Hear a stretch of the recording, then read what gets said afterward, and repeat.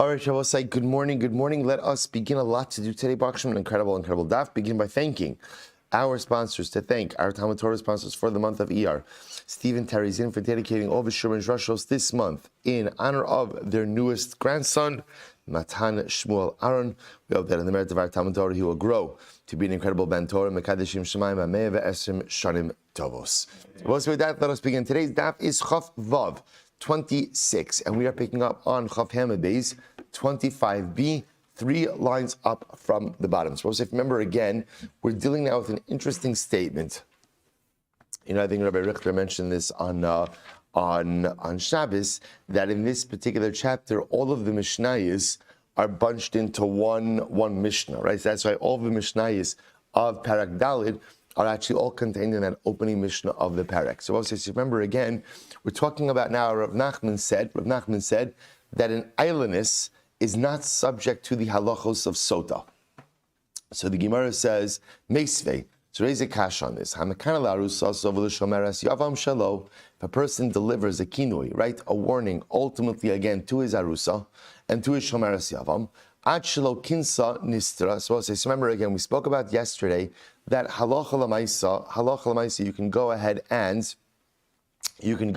and deliver a kinui, deliver a warning, ultimately even to an arusa and to a shomeras yavam. But watch this. Imat shelo kinsa nistra. If halacha l'maisa, she was in violation of the warning. She was in violation of the warning before Erisin, before Nisuin or before Yibum. So what's the halacha? Lo shosa v'lo noteles ksuvasa. She doesn't drink and she doesn't get her ksuva. Right? So because remember again, you can't administer ultimately again the Sotah before Nisuin or / Yibum. So therefore, halacha l'maisa, if she's in violation of the warning, ultimately she can't drink, but she also doesn't get her ksuva. Fine. Tap of chavav. So we're just going to run through a whole bunch of cases right now. Tap of chavav. Me'uberes chavero umeinekes chavero. What about say if he's in violation and he marries a woman who is pregnant with someone else's child? Right, that's the halacha. Right, not the halacha. That's the case. Meinekes chavera, a woman who is nursing someone else's child, which are illegal marriages. Lo shosos v'lo not los ksuv deravimer. We'll say same idea. Ultimately, again, such women do not drink, and therefore, again, also do not get their ksuvas. Because Rabbi Meir said, Lo yisa adam uberes chavero meinekes chavero. Rabbi Meir said, a man may not marry a woman who is pregnant with someone else's child, or ultimately nursing someone else's child. Also, remember again, in both of these cases, what are we concerned about? We're concerned that halacha l'maisa, either for neglect of the pregnancy or compromising of the pregnancy, or neglect of the nursing child. Ve'im nasa, and what happens if you did violate and you did marry such a woman? Yotzi v'lo yachsir olamis. Now, Rabbi Meir holds that halacha l'maisa, if you did marry one of these women, which is an illegal marriage, halacha l'maisa, you have to divorce her, and you can never remarry her. Now, why can you never remarry her? This is a knas. It's a knas, right? There's a rabbinic penalty. The Chacham say, Yotzi v'chsheyagias mana lichnos yichnos. The Chacham on the other hand say that no, that halacha l'maisa, they agree you have to divorce her, but they disagree in that what? There's no penalty. In other words, that halacha l'maisa, once the requisite time elapses, i.e. she finishes going ahead and nursing the child, then halacha l'maisa, he is permitted to go ahead and remarry her. Fine. So we'll say, so far this has nothing to do with our previous sugya. Watch this. Here we go. V'harova shenasa. We'll say actually this next Gemara I actually made reference to in yesterday's daf. It's interesting. V'harova shenasa akara uzikena. So we'll say Rova is a young man. What happens if a young man marries an akara, a sterile woman, or a zikena? Ultimately an old woman. Now Rashi points out over here, Rova is Bocher, right? The young man. Now both say, now what's the chap over here? The chap over here is, he has not fulfilled Peri Avarivya. So this is talking about a young man who has not yet had a family of his own. So Rova Shnas Akar is again, the Ein Lo Isha Ubanim, right? Meikara. And he does not have, in other words, he doesn't have another wife. And therefore, again, he doesn't have children. What's the halacha? Now let's say he marries this woman. She becomes a sotah, meaning he warns her. she violates the warning. Now what's the halacha? Lo shosa, she does not go ahead and drink. V'lo notelas ksuvasa, nor does she take a ksuva. Now both say, now in general, whenever you hear lo shosa v'lo notelas ksuva, generally what that means is, this is an illegal marriage. So we spoke about this yesterday already. This concept, which is just in passing I brought up, so this concept ultimately again of being in a marriage which cannot produce offspring, which precludes ultimately again the husband from being mekayim peri v'rivya, is halachically problematic. Rabbi Elazar says, Yochel hu lisa isha achares v'lifros v'lir bos himen. Rabbi Elazar says it's not a problem. Why is it not a problem? It's not a legal marriage. Why is it not an illegal marriage? He can marry someone else. In other words, when we say marry someone else, is take another wife, right? He can have another wife. In fact, actually, we see Rashi Brachis brings this down that it was often very common. It was often very in biblical times. So very common for a man to be married to two women, one who was for perivarivia, for procreation, and one who was just for intimacy. So the idea over here, Rabbi Elazar says, halacha l'maisa, why is this an illegal marriage? He is allowed to marry someone else and ultimately, again, have children with that second wife. Aval. So we'll say, okay, so that's all the first part of this brisa. Now watch this. Aval, hamekanalar usasu lushomeres yavam, but a person ultimately, and I will say, who warns his arusa and shomeres yavam. And I will say, so remember again, here's what we know. Just to be clear, a man in erisin or who's waiting to do yibum can deliver a proper kinui to his wife, right? In other words, right, you could do kinui, you could warn, right? So let's just go with erisin because it's easier, right? Ruvain did erisin with Rachel. They're not living together. There's no nisuin. So what does he do? He tells Rachel, I don't want you to be alone with Shimon. Such a kinui, such a warning is effective. Now remember again, we'll say, in the first part of the brisa, what happened? Rachel violated the warning when? Before nisuin, during erisin. What's the halacha in that case? She doesn't drink. Now, why doesn't she drink? So we'll say this goes back to Shabbos' daf. That's a technicality, because tachasi sheikh. The waters don't work unless, of course, she has first lived with her husband. So it's erusin. She has not lived with her husband. So it's therefore the waters don't work. Now watch this. In the second part of the brisa, same case, Ruvain is giving a warning to his wife, Rachel, who is in arusa. They're in erusin now. But watch this, I will say. Umishekinsa nistera. I will say in the second part of the brisa, when does she violate the warning? When is she violating the warning? After nisuin. So this was a warning delivered during erisin, but ultimately again she violates the warning during nisuin. So what's the halacha?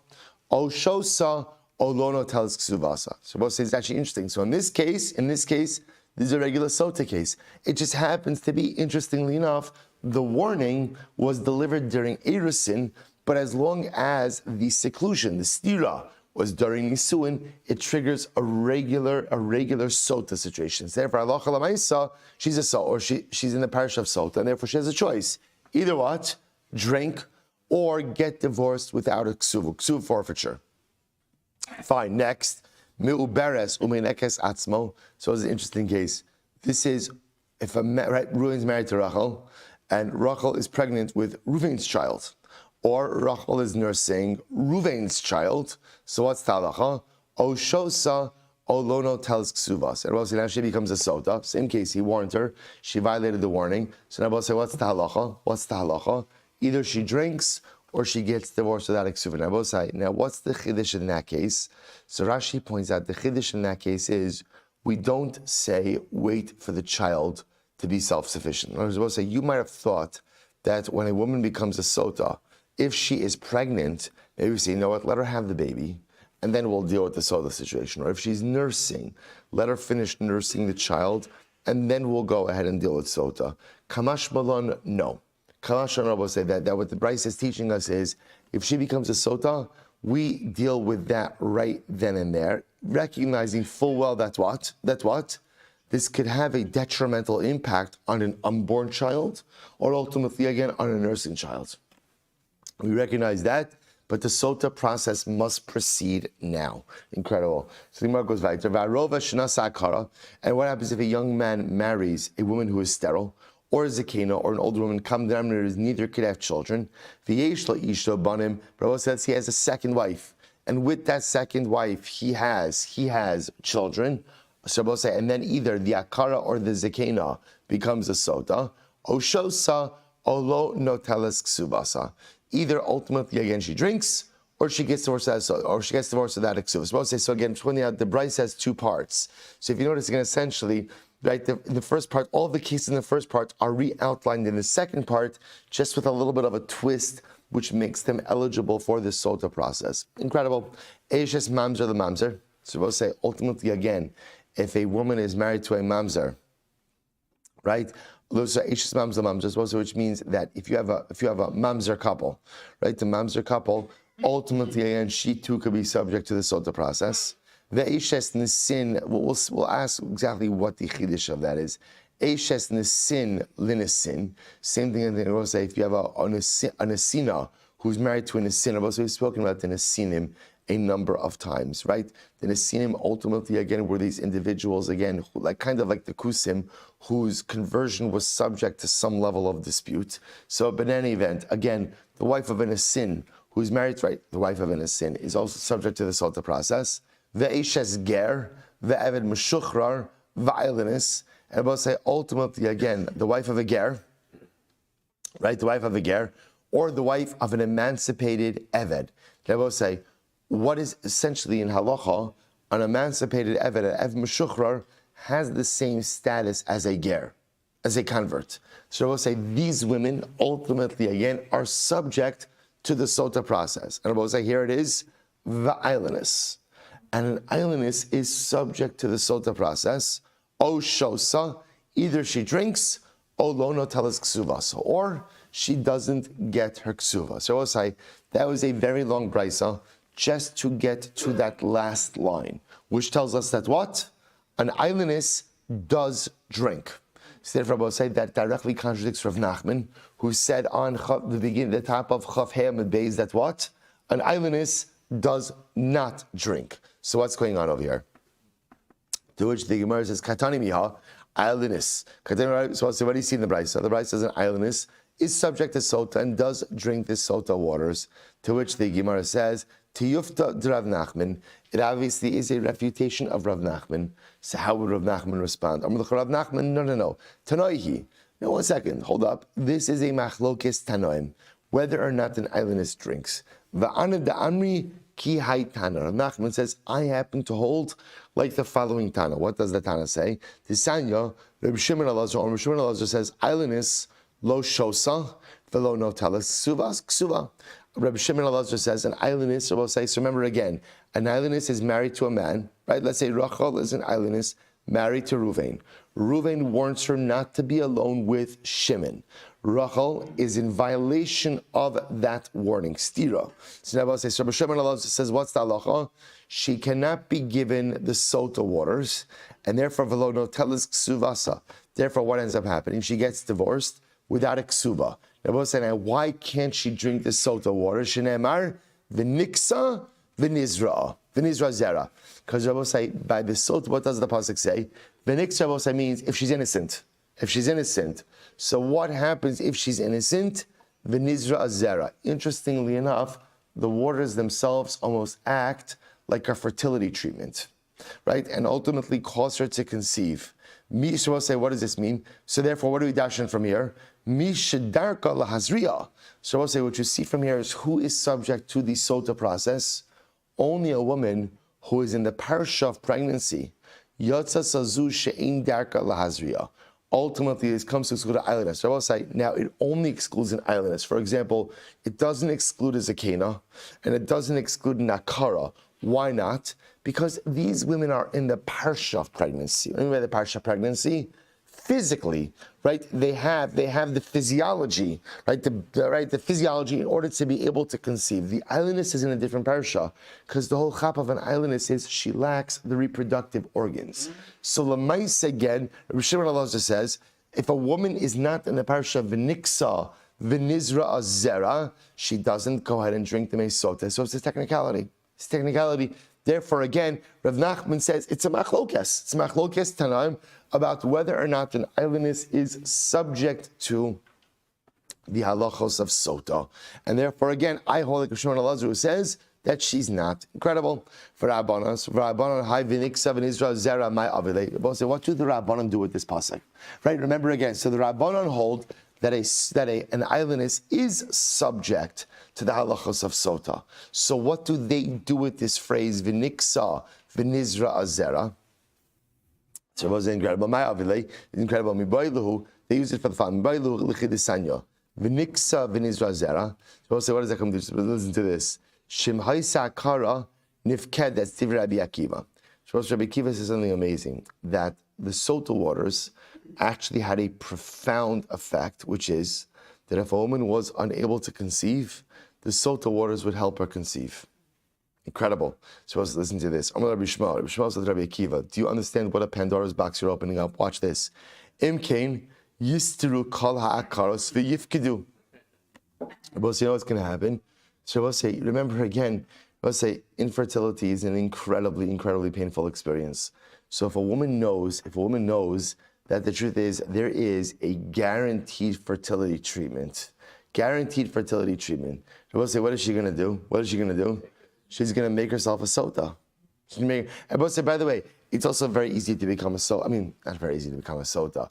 Remember, again, all she needs to do is, it requires her to act inappropriately, because remember, again, the act, in order to get the warning, means that ultimately, again, the husband feels something wrong. Unless I guess, of course, they could conspire together, right? They could also conspire together. The point over here is she could exploit the system, right? Go ahead, become a Sotah, just in order to be able to drink the waters. And I will say, again, by the way, I will say it's such a profound Gemara, because understand, the Sotah process is such a humiliating process, right? Remember again, I will say, we saw this before, right? Remember again, she's taken to the Beis HaMikdash, her hair is uncovered, her clothing is torn, right? She brings this mincha, that's a meichel behema.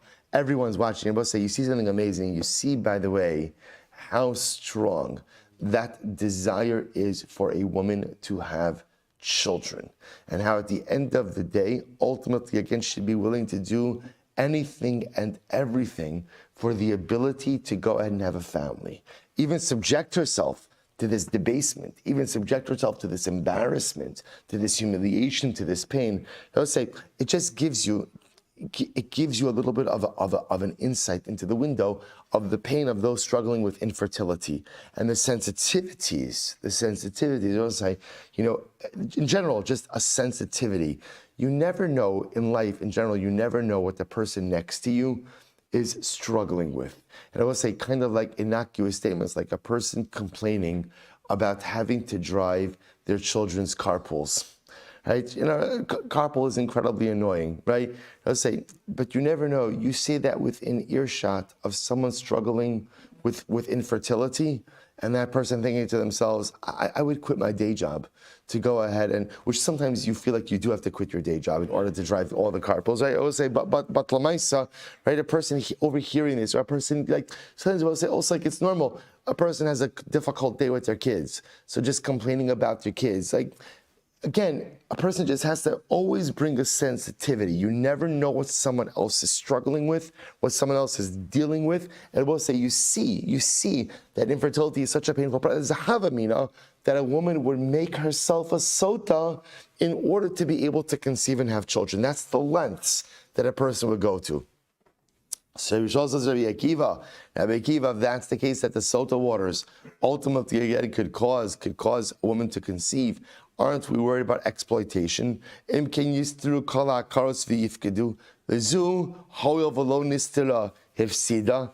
I will say what? If a woman wants to remain pious, doesn't want to be subject to the Sotah water, she's going to lose out on this guaranteed fertility treatment.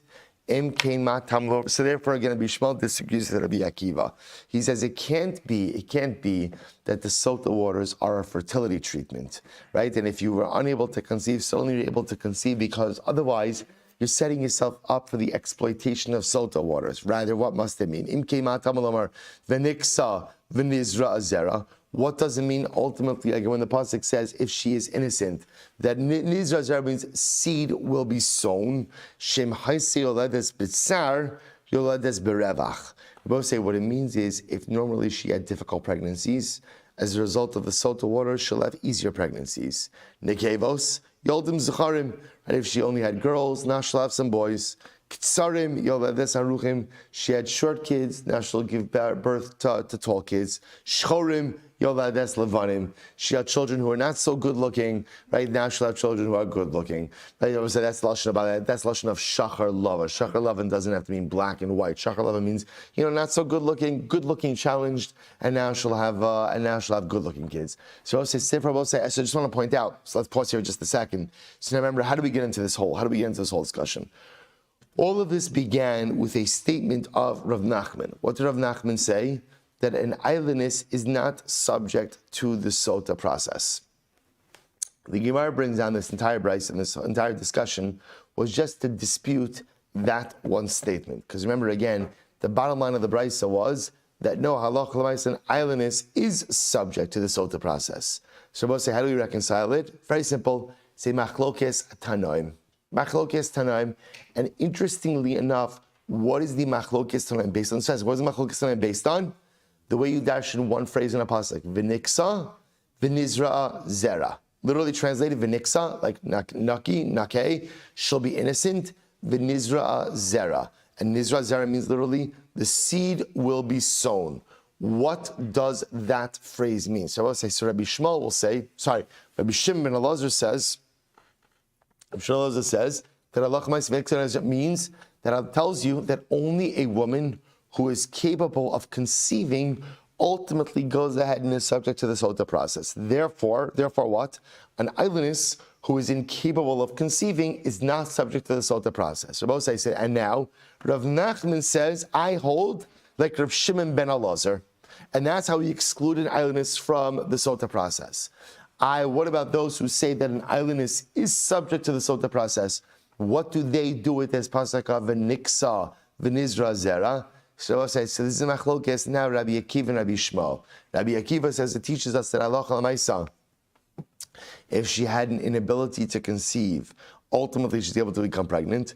So Rabbi Shmuel says that's crazy because now you're setting this up for exploitation. Rather, what it means is if she's innocent, the Sotah help her with her future pregnancies. They become a little bit easier, right, or whatever they may be. She is able to have sons, not just girls. They're able, good-looking kids, tall kids, whatever it might be. That's supposed to say. Therefore, everything hinges on the interpretation of that pasuk of v'niksa v'nizra zera. Bottom line, machlokes tanaim, whether or not an islandess is subject to the process of the Sotah. Good, let's go weiter. So we'll say, now we're going to dissect this brayso. Eishes mamzer mamzer. So remember again, the brayso said that the wife of a mamzer is subject to the Sotah process, to which the Gemara says, pshita. I don't understand, we'll say, what's the chiddush there? Right, remember again, when a mamzer marries a mamzer, that's a regular halachic marriage. So why does the brayso have to tell me that she's subject to mamzerus? So I will say this is incredible. Pshita ma'odetema afushe psulin lo lefush. I will say this is fascinating. It's fascinating. We'll say, what's the whole what's the whole purpose of the Sotah process? It sounds a little strange, but the whole point of the Sotah process is to allow the couple to reconcile. Right? That's the whole idea. In other words, there's a breakdown of trust in this marriage. Right? A husband doesn't warn his wife if he trusts her. Right? A warning is only given if there's a lack of trust, and then ultimately, again, that lack of trust is compounded by the stira. And now, what ends up happening? Now they come to the Beis Hamikdash. What's the whole point of this process? It sounds strange, but to rebuild trust within the marriage. Most listen to this havamina. I might have thought we shouldn't rebuild trust in the marriage of mamzerim. Rather, what should we do? Let them get divorced. Right, Rabbi say, because you know what two mamzerim go ahead and create?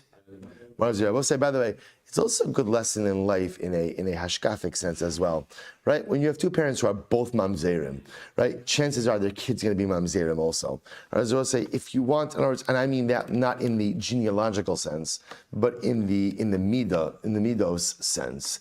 I'll say the midos of the parents are very often passed down to the children, right? Two parents who are mamzerim in their midos ultimately will have kids who are mamzerim in their midos as well. So important for parents to make sure to possess and to pass down the right character traits. In any event, I would have thought in the genealogical sense that if halacha l'maisa, maybe we don't want the mamzer parents to reconcile. Why? Because we don't want more mamzerim. To which the Gemara says, Kamashmala, no. Both say, Kamashmala, no, we want them to reconcile. They both say, now here's what's interesting, right? Here's what's interesting. Both say, because what do you see from here? A mamzer is still, right? These are still good Jews. In other words, we'll say at a certain point, remember, they're obviously in the mamzer chain, what you have over here is you have two people who did something wrong, ultimately creating mamzerus. For future generations, they didn't do anything. They're just stuck with the genealogical designation. So halacha l'maaseh, again, they're good Jews. They're regular parts of the community. You know, so it's very, very important yesod. Everyone is part of the community with all of their baggage. So in other words, the havamina is we don't want a mamzer couple to reconcile. Kamash malan, yes, we do. Because I will say, even the mamzer couple is a part of the community as well. And therefore, ultimately, again, we want them to reconcile, to have shalom bayis as well. Incredible. Let's go weiter. Eishes ger ve'evin meshuchrar v'ailenis pshita. So we'll say same thing, the wife of a ger or the wife of an evin meshuchrar. These are also subject to the Sotah water. So pshita, we'll say it's obvious. Ma'odetema, daber al b'nei Yisrael v'lo gerim. So we'll say interesting. The Sotah process, the Parsha Sotah is introduced with the phrase daber al b'nei Yisrael. I'm at a thought that dafka means only naturally born Jews and not gerim. Kamash malon, no. Ve'ema hachinami. So maybe that is true. Va'amarta ribuyahu. We'll say the word va'amarta comes to include everyone, even gerim. Incredible. Eishes kohen shosa. So we'll say the wife of a kohen drinks this all the water. So pshita. That's obvious. Mountain, what would you have thought? Vehilo nispasa asura. Han nispasa mutares. So let's listen to this. The pasuk by Sotah says that if she had relations with another man and she was not coerced, she was not violated, right? Because if a woman is violated, then ultimately, again, she's permitted to her husband. Bravo said, but that's not true by Kohen. By Kohen chas v'shalom, even if his wife is violated, she remains asura to him. So because of that, perhaps I might have thought that she is not subject to the Sotah process. Emalo tishta, kamashmolo, no, that she still drinks. Umutaris labaila, and she becomes permitted ultimately again to her husband. So we'll say, so this is actually interesting. After she drinks, she becomes mutaris to her husband. So we'll say, so what's the chiddush? Of course, after she drinks, if she doesn't die, she's mutaris to her husband. We'll say, watch this. So pshita amrav huna bemisnavna. We'll say, what's the case? The case is where after drinking the water, she slowly begins to degrade. Right? Misnavna means she begins to waste away. And yet the Bryce is still saying that she's mutaris to her husband. The Gemara says mutaris to her husband, Misnavna, habat gomer. We'll say, we just said before. We'll say, again, remember, what happens if after she drinks the water, she does not die immediately, but she begins to immediately waste away? What happens? We'll say, remember again, what is that indicative of? She is guilty, but what? Zchus. Zchus. So how could she be permitted to her husband? Right? It's clear again if she's beginning to waste away after the water that clearly she did something. She just has a schus, not did something. She committed adultery. She just happens to have a schus to stave off the full effects of the water. To which the Gemara says, "B'misnamna derech evarim." But I will listen to this now. I don't know that we mentioned this explicitly.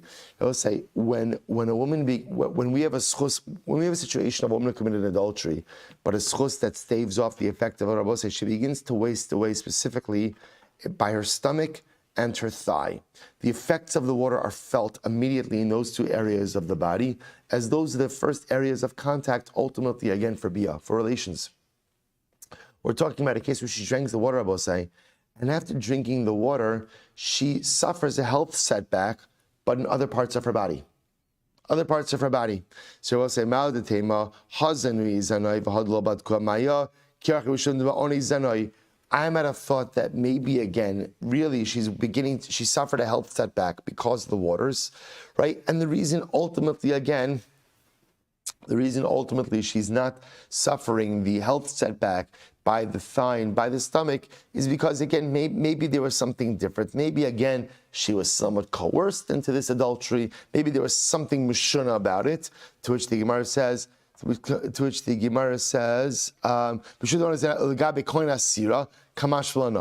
actually an incredible Gemara. This is what the Gemara is saying like this. What happens if after the Sotah waters, right, the woman suffers a health setback, but it's not the health setback by her stomach and her thigh, right? Some other health setback. You might have thought that the health setback is somehow related to the waters. Kamash Malon, the only health setback related to the waters is when it dafka affects what? Her stomach and her thighs, right? That's it. Any other health setback, I will say, is what? Just a health condition. In other words, I will say, after you drink the mei sotah, you are not guaranteed a life of health. In other words, you can still get sick, right? You can still get, so we'll say, so Kamash Malon, what the Gemara is teaching me is that Allah, if she suffers a different type of health setback in the aftermath of her waters, that's just a health condition, nothing to do with the waters, and she remains permitted ultimately again to her husband. Incredible. Eishes Sris Shosa, the wife of a Sris, we'll say Sris is a man who's sterile, could drink. To which the Gemara says, Pshita, that's obvious. What would you have thought? Who's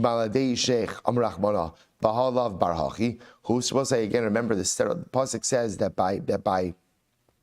by adultery she slept with someone other than her husband, and this guy who's sterile maybe is not capable ultimately again of a normal act of bia. So maybe again she should not go ahead and be subject to sotah. Kamashron that she is. So we'll say, so remember again, ultimately one could issue a kinui for any erva, any man who is an erva to his wife, he can issue a kinui. So pshita, that's obvious. Amud beis, ma'al detema, nitma shtei pamim. So we'll say, the pasuk says nitma twice. Echad lebal ve'echad leboel. One is the teacher will say that if she did commit adultery, she is prohibited. We'll say Chavav base 26b second line to teach us that if she does commit adultery, she's a surah to her husband and a surah to the adulterer. So I might have thought as follows: Heichad dekam misra b'haznus. I might have thought the only time that the sotah process takes effect is when the adulterer is someone who is asura to her as a result of this act of adultery, but beforehand would have been technically someone who was permitted to her. Aval ha hoyel va'asura v'kaima. Maybe if someone was a pre-existing erva, ultimately emalo, perhaps he would not be subject to the sotah process. Kamashon Rabbi say, this is very important. What does this teach us? Rabbi say, what about, imagine the following situation. Let's say Reuven is married to Rachel, and Reuven says to Rachel, listen to this, I don't like the way you behave with your brother. As terrible as that sounds, right? And he gives her kinui for her brother. They'll say that is a proper kinui. That works. And why? Because a brother is an erva. What the Bryce is teaching me about is that any man who is an erva to this woman is subject to the sotah process. And the havamina is, I might have thought that the sotah process only applies to someone for whom there is not a pre-existing prohibition, right? A brother is an erva beforehand. Kamash Malon, the sotah process devolves upon someone even if he is a pre-existing erva. Incredible. Okay, chutz mina katan. So I'll say, remember again, the exception is a katan, right? Remember again, so I'll say, so Reuven, the husband, cannot give his wife kinui regarding a katan, regarding a child. To which the Gemara says, it's obvious, ish amrach one of a low katan. I will say, because the pasuk says ish, right? Since it says ish comes to exclude what? A man and not a child. So Allah Lamaisa, if Reuven were to go ahead and give his wife kinui for a child, for a katan, ultimately, again, that would not trigger the sotah process. Now, I will say, when we say that someone is not a man, who does that come to exclude? So, maybe it comes to exclude a man who's impotent. Yet, I will say that's what? You could even go ahead and give kinui for a shachov, for a man who's impotent. Ultimately, I will say, and interestingly enough, relations with a man who is impotent ultimately again could passel or could make her ineligible to eat truma. Now we'll say, now this would be ultimately again if this was the type of guy. For example, let's say it was an Oved Kochavim, someone with whom relations with prohibit a woman from eating truma. Relations with such a man ultimately again could prohibit truma. So the Gemara says, Mekanan al yado, we could issue a warning on his behalf, which Rabbi means, in other words, that a man could go ahead and Reuven could say to Rachel, I don't want you to be alone with this guy, right? And let's say everyone knows this guy is impotent. Look, some people are just open books, right? So Lamaisa again, right? So Lamaisa, everyone knows. Nevertheless, he could deliver proper kinui for this individual. So Ma'adatemo, I would have thought the shachav ish also shechvas zera. The pasuk says when speaking about adultery, we'll say it's interesting. How does the Torah describe adultery? And she will sleep with a man who's not with her husband, who's not her husband. Shechvas zera. Now we'll say. Now here's what's interesting. Shechvas zera could literally mean emission of seed. Shechvas zera could also mean just like sleeping with someone else. Lav dafka, that it actually results in the emission of seed. V'halav barhachi, he's not capable of producing seed. Kamash Shmuel, no, it's still considered to be adultery. So it was a very interesting halacha. So therefore, halacha l'maisa again, if a husband gives kinui to his wife regarding a man who for some reason everyone knows is shachav, is impotent, that is still halacha l'maisa proper kinui, and adultery with such a man is still considered to be adultery as well. Uposel b'truma, and ultimately again he could also go ahead and relations with this man if he is apostle, right? If he is genealogically impaired, could also go ahead and prevent a woman from eating truma. So pshita, that's obvious. What you have thought, lo yichalal zaro. The pasuk says he shall not profane his offspring. So I might have thought v'lo yichalal zaro amrachmana. I might have thought the isle zera lechalal. If someone is capable of having offspring, perhaps they should profane. Otherwise, we'll say perhaps they should negatively impact women from eating truma. The lesle zera lo lechalal. If they can't have offspring, perhaps they also don't have the ability to go ahead and prevent women from eating truma in the future. Kamash malano. So I'll say, so perhaps again it comes to exclude a non-Jew, meaning what we'll say that a husband can't warn his wife about being alone with a non-Jew. Interesting, right? That a non-Jew would not be subject to kinui. Rav Hamnuna said that alocha l'maisa, a husband can go ahead and give kinui to his wife about a non-Jew, and ultimately relations with a non-Jew could prevent women from eating truma. So mekan ayadob pshita. The Gemara says, of course, a husband could deliver a warning to his wife about being alone with a non-Jew. Why? I might have thought nitma. The pasuk says nitma twice. So what does that teach us? Like we saw before, echad lebal ve'echad leboel. One is to teach me that if there was adultery, she's prohibited to her husband, and the second one is teaching that she's prohibited to the adulterer. So I might have thought, heicha dekamisera b'haznus. I will say that's only when she becomes prohibited to the adulterer as a result of this act of relations.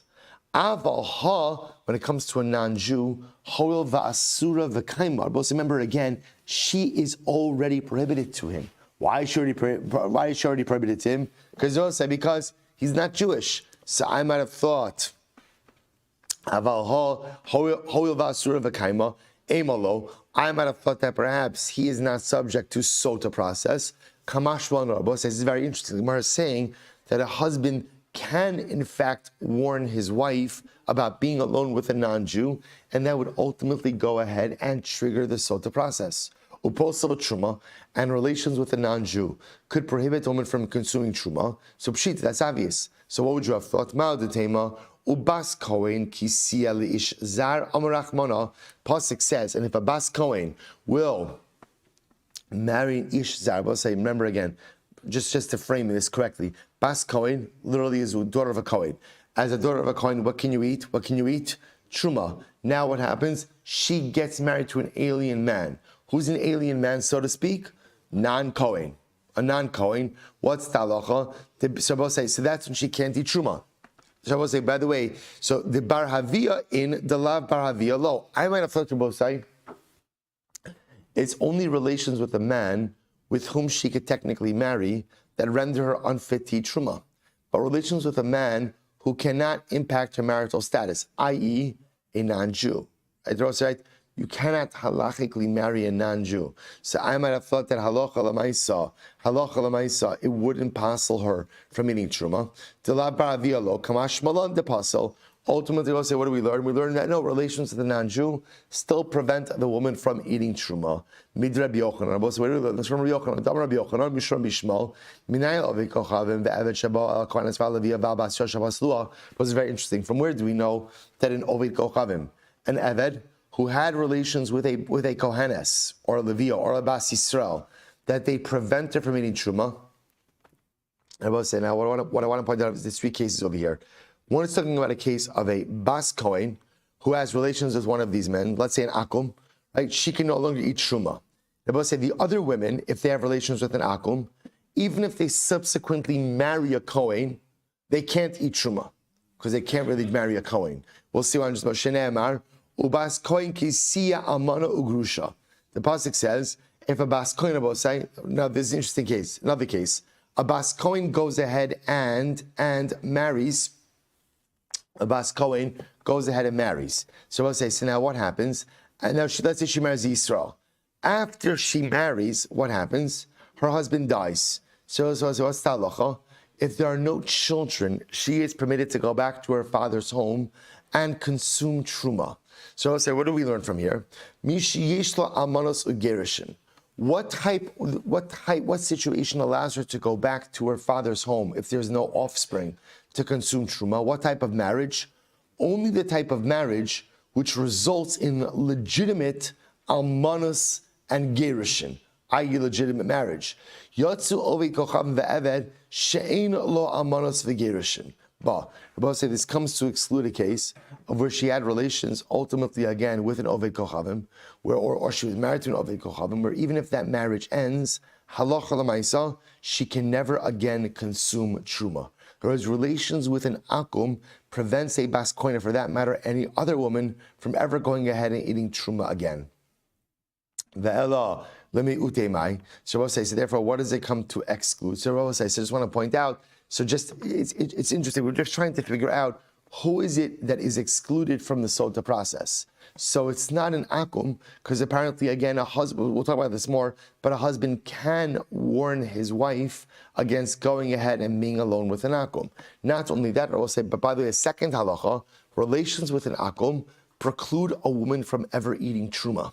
Interesting, right? So we'll say, so what does it come to? So we'll say, so who is excluded from the Sotah process? Interesting case. Interesting. Let's say a husband warns his wife not to be alone with an animal, right? A certain animal. Okay? Our job is not to ask why, right? Our job is just to learn, right? Say, right? She doesn't like the way, right? He doesn't like the way that she's interacting with the ox, right, or with the, I don't know, whatever. It's too strange. And I'll say, so whatever it is, right? He doesn't like. So he warns her, don't be alone with the animal. Okay. So the Gemara says, why will say now? Why can't he warn her against being alone with the animal? Because there is no zinus with an animal. And I will say, I want to point out something very interesting. There is an isidoraisa bestiality. I will say. But when we say there's no znus with the behemoth, what that means is there is no, what we'll call it, halachic categories. There's a halachic category of bestiality, which ultimately, again, is a chiyuv of misa, but that's not called znus. In other words, it's not called an act of immorality, what we'll call. No, we'll say, like, come on, let's stick to good old immorality, right? So good old immorality is just people, right? So that's called znus. That's called znus, right? Bestiality is in a totally separate category of base behavior. So therefore, I will say, Sotah governs znus. Normally, so we'll say, from where do we know this idea of ein znus bebehema? So we'll say, where is that concept that there is no znus by an animal? The chsiv, we'll say, no, we'll stop over here for today. We'll pick up in Meretz Hashem. That's a good way to end, right? Good way to end. Oh, okay. Well, should have gotten a few more lines in. I was like, sorry about that. Well, we'll stop over here for today. We'll pick up in Meretz with the sugya of znus for behema. Meretz Hashem tomorrow. We'll say, Shkoyach.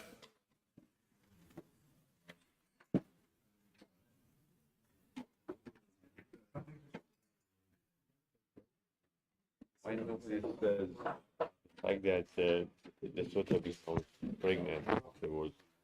So it's a bracha. It's not a magic. It's a bracha nice for money because she went through the.